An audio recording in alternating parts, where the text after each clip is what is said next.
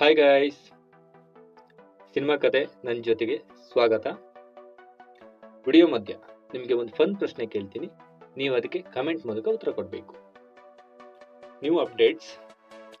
S Rajamouli ನಿರ್ದೇಶನದ ಮಹೇಶ್ ಬಾಬು ನಟನೆಯ ಬಹುಕೋಟಿ ವೆಚ್ಚದ ಬಹು ನಿರೀಕ್ಷಿತ ವಾರಣಾಸಿಯಲ್ಲಿ ಕಿಚ್ಚ ಸುದೀಪ್ ನಡೆಸುತ್ತಿದ್ದಾರೆ ಎಂಬ ಮಾತುಗಳು ಕೇಳಿ ಬರುತ್ತಿವೆ. ಇದು ನಿಜವಾದಲ್ಲಿ ಮುಂದಿನ ದಿನಗಳಲ್ಲಿ ತಿಳಿಸುತ್ತೇವೆ. ಕಾಳಿಗೌಡ ನಿರ್ದೇಶನದ ನಾಯಿ ಇದೆ ಎಚ್ಚರಿಕೆ ಚಿತ್ರ ಬಿಡುಗಡೆ ದಿನಾಂಕ ಘೋಷಣೆ. ಕತೆ, ಚಿತ್ರಕಥೆ, ಸಂಭಾಷಣೆ ಮತ್ತು ನೃತ್ಯ ಸಂಯೋಜನೆಯನ್ನು ಕಾಳಿಗೌಡ ನಿರ್ವಹಿಸುತ್ತಾರೆ. ಲಾಫಿಂಗ್ ಪಿಕಾಕ್ ಪ್ರೊಡಕ್ಷನ್ ಬ್ಯಾನರ್ ಅಡಿಯಲ್ಲಿ ಲಾವಣ್ಯ ಗಡಿ ಈ ಚಿತ್ರವನ್ನು ನಿರ್ಮಿಸಿದ್ದಾರೆ. ಚಿತ್ರದಲ್ಲಿ ಡಾಕ್ಟರ್ ಲೀಲಾ ಮೋಹನ್ ಅವರು ಲೀಲಾ ಎಂಬ ವೈದ್ಯನ ಪಾತ್ರವನ್ನು ನಿರ್ವಹಿಸುತ್ತಾರೆ.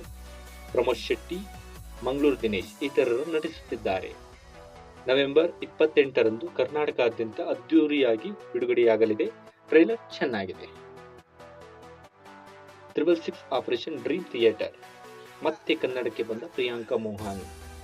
First look, posters, shooting, making ವಿಡಿಯೋಗಳ ಮೂಲಕ ಸಿನಿ ಪ್ರಿಯರ ಗಮನ ಸೆಳೆದಿರುವ ಈ ಚಿತ್ರದಲ್ಲಿ ಹ್ಯಾಟ್ರಿಕ್ ಹೀರೋ ಶಿವರಾಜ್ ಕುಮಾರ್ ಹಾಗೂ ಡಾಲಿ ಧನಂಜಯ್ ಮುಖ್ಯ ಭೂಮಿಕೆಯಲ್ಲಿ ನಟಿಸುತ್ತಿರುವ ಚಿತ್ರಕ್ಕೆ ಬಹುಭಾಷಾ ನಟಿ ಪ್ರಿಯಾಂಕಾ ಮೋಹನ್ ಎಂಟ್ರಿ ಆಗಿದ್ದಾರೆ.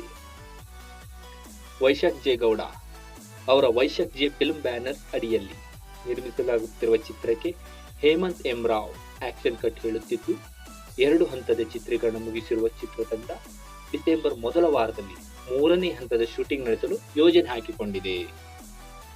ಚಾಲೆಂಜಿಂಗ್ ಸ್ಟಾರ್ ದರ್ಶನ್ ಅವರ ಡೆವಿಲ್ ಸಿನಿಮಾದ ರಿಲೀಸ್ ಡೇಟ್ ಬದಲಾವಣೆ. ಡಿಸೆಂಬರ್ 12ರ ಬದಲು ಡಿಸೆಂಬರ್ 11ರಂದು ಚಿತ್ರಮಂದಿರಗಳಲ್ಲಿ ಡೆವಿಲ್ ಆರ್ಭಟ ಶುರುವಾಗಲಿದೆ. ಮಾರ್ಕ್ ಚಿತ್ರದಲ್ಲಿ ಬಹುಭಾಷಾ ನಟ ಶೈನ್ ಟಾಮ್ ಚಾಕೋ ಮುಖ್ಯ ಪಾತ್ರದಲ್ಲಿ ಕಾಣಿಸಿಕೊಳ್ಳಲಿದ್ದಾರೆ ಎನ್ನುವ ಬಜ್ ಇದೆ.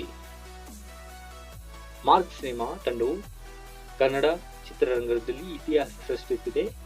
ಏರ್ಟೆಲ್ ಜೊತೆ ಕೊಲಾಬರೇಷನ್ ಮಾಡಿಕೊಂಡು ಕರ್ನಾಟಕದಲ್ಲಿ 60,000 ಸ್ಟೋರ್ಗಳಲ್ಲಿ 10 ಲಕ್ಷ ಮಾರ್ಕ್ ಸಿಮ್ ಪ್ಯಾಕ್ ಅನ್ನು ಜನರಿಗೆ ಹಂಚುವುದಾಗಿ ಹೇಳಿಕೊಂಡಿದೆ.